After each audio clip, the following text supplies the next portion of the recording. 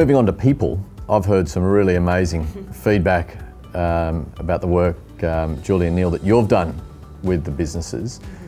I was going to bring Neil and Julie into this. I find what Charles is saying with property management, I think we're too much in the trenches and no one's looking for these opportunities. Yeah. So it's like, oh, well, we'll get through this today and then it's like an afterthought. It's not a dedicated task. And I think trying to get certain people to do certain things that they're not naturally inclined to doing in property management doesn't work either, because they'll put it on the back burner and, you know, I don't want to do that. I think that's really interesting because I think particularly in PM there's such a high turnover of team members, and so there's some really simple processes that you can put in the beginning in your recruitment process that you're going to have the right person in the right role. There's also predictability of how that person is going to act and respond. But where do we match people that are going to bring the best value to your business for them? That's in, you know, how they're going to show up every day doing something that is in their flow, or what we call in the flow, where they add even more value. It's also communication within the team that everybody understands within the team. And you guys have experienced that through the profiling we've done so far of what a difference that makes. And also, and of course that comes down to less turnover with your team and keeping more profit in your business. I think something I've learnt with property management teams now is that there's two different roles. One's a property manager and the other one's the person who brings the new business in, the BDM or whatever you like to call them, because I can see the difference between the two people that are doing Transform with us. I think initially the thing that was really heartening from our point of view was the acceptance of how quickly the guys took to it, and they said, gee, there's something in this, and there's something that we could do with it to help our business. As Neil said, the feedback we've got has been really incredible, but it's you know, in that process of when you're bringing on a new team member, is let's see, are they going to be matched to the position? And I think that's really key, because it costs, as a principal, costs you so much money when you have somebody come in, and we've talked about that 3 month gap of if we're recruiting through resumes and references, and at that 3 month gap is where you identify the real issues. If that person competency-wise is not up to the role, or you have somebody who's very competent in the role but not in their flow, full pockets, empty heart, they will move on. And so it's really, it's matching your profile to the role and your passion to the industry. So we found that, you know, in terms of profitability and team retention, it's been an incredible tool to use that, to bring it in and to teach within the teams full understanding in terms of the debrief of the profile, but them each understanding each other within the team. Julie, did you find that when you're doing those profiles, when you're saying, you know, making sure we've got not putting the square peg in the round hole, because it could be seen that the business owner's attempting to put the square peg into the round hole. Do you find that it's the business owner or the leaders attempting to make that shuffle work, or the person themselves thinking initially that, oh, I need to fit into that round hole? Yeah, and this comes through that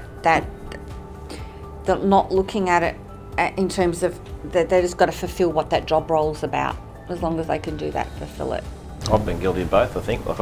Since talking to these guys and having them profile the three of us, it opened my eyes to look back at some of the staff that I've employed in the past, and like we've had people that have applied for a receptionist job and we've said, no, you're way too good for that, we'll put you in a property manager's job, or you know, and like we've been guilty of putting it in, but I also know that people just want a job sometimes, and you know, they'll you know, make it, think they'll make it work. So sometimes it's us telling them, and sometimes them. And you actually having the profile, it identifies that we see that when people are going to get off track, where they're going to get off track, but the predictability within your team of what different profile, what they're going to do, you know, under, you know, that situation. And I think knowing that, and we've worked with a few of you guys now in terms of bringing new team members on and having a debrief session around that, and you've either, you know, decided yes, they're going to be a really good fit, or they're not.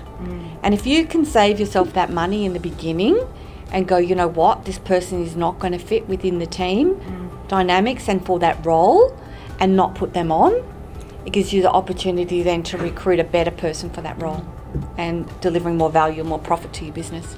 I think, would you guys all agree, like we've had our whole business done as well, and obviously I've seen your profiles and your teams, but would you agree that for me there was an element of surprise as to how accurate the profiles were in terms of not just myself, but certainly like for each of you and then for the teams? For me, they were what I expected. Yeah. The benefit for me was actually them not just understanding them, but them understanding me as well. You know, that's who I am. Yeah, that's why he does that, yeah. So I think that part of it was excellent. And I think the other part was then understanding how you actually deal with each of those personalities. And I think from our team of 3, that's been a huge benefit.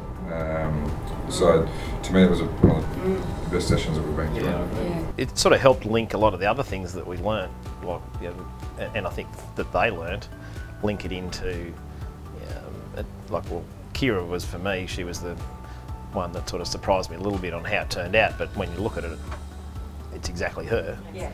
But because of that, I have no expectation on her being able to do another part of the job, because she's awesome at that bit, but her profile doesn't let her do that bit, so, you know, it's... And I think that, you know, we're brought up like, oh no, we've got to improve on our weaknesses. Yeah. Which is not. We've just got to bring our best game to the table and do that exceptionally well, because there's going to be somebody else that's going to fill that other piece of the pie. I think it was good seeing what your team had was their biggest challenge. You know, identifying that, and them personally and them as the team, what their biggest challenges were, because it made you understand as I don't know why they weren't performing in that spot. Yeah. And guiding them through the acceptance of what that is, like the understanding of it, and that it's not a failing. You know, it's a innate flow element. Yeah, we've had a lot of fun working with everyone. It's been really great. We enjoyed mapping the team together. With the overflow, yes, the graph. That was great, just seeing where everybody sat as one. Yeah, and when you are building like different areas of your business and having that overlay graph within each team is really valuable.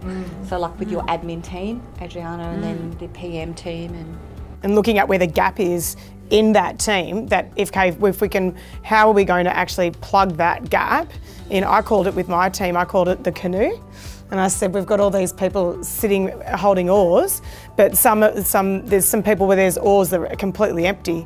And so we're going to just keep going off track until we actually get the right people to sit in those particular.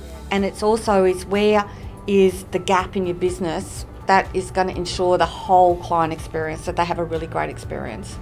You know, that you might be selling really well, doing the what we call the skill-based things really well, but what in terms of service delivery with the client, which can quite often be that whole gap, which is going to cause you to lose clients.